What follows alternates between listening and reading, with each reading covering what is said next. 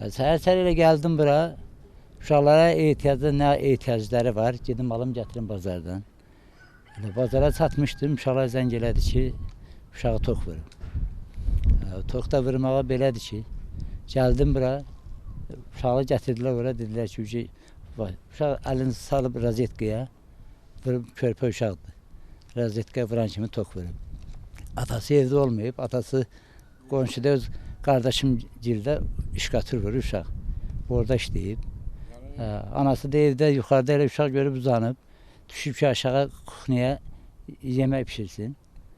Onda çıxıb yuxarı görüb uşaq uşaq uzanıb. Ora qaçıblar, bura qaçıblar. Hadisədə belə də. Bu ikinci uşağı. Evin neçənci uşağıdır? Evin üçüncü uşağıdır. Üçüncü uşağıdır. Üç oğlandır. Səhər-səhər oldu hadisə.